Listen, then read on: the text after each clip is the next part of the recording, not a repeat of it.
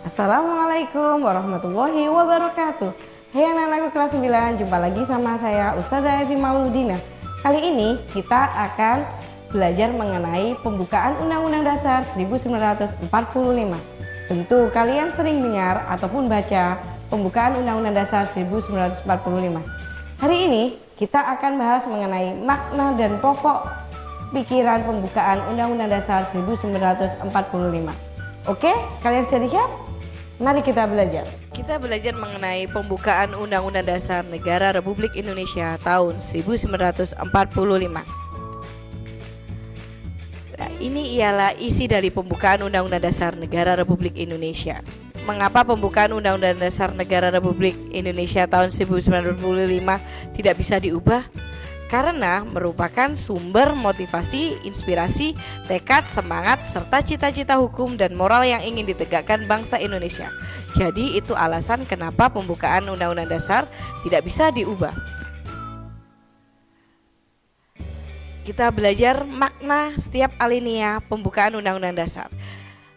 Alinea pertama menegaskan bahwa kemerdekaan ialah hak segala bangsa, bukan hak perorangan ataupun individu.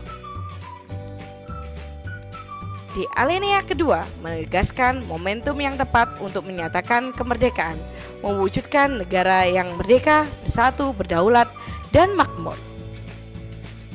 Di alinea ketiga,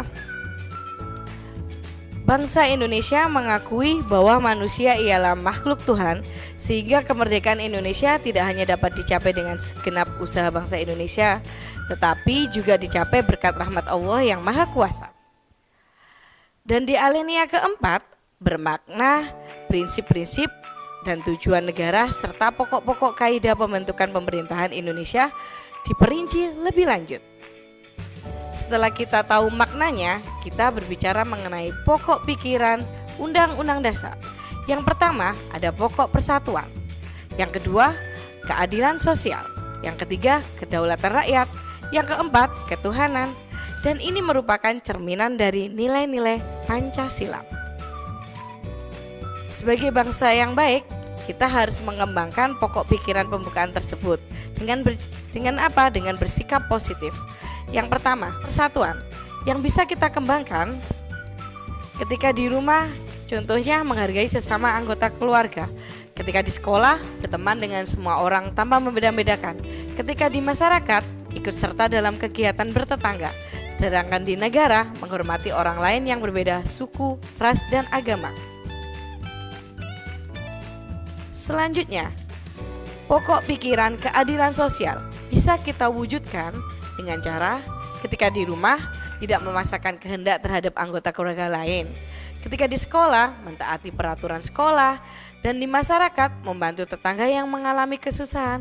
Dan sebagai warga negara yang baik, membayar kewajiban terhadap negara tepat waktu, contohnya membayar pajak dan iuran listrik. Pokok pikiran kedaulatan rakyat. Di rumah, berdiskusi dan bermusyawarah untuk menentukan tindakan yang tepat dalam berbagai hal. Sedangkan di sekolah, menghargai pendapat teman ketika kita berdiskusi kelompok. Di masyarakat, membantu menyelenggarakan pemilihan ketua RT.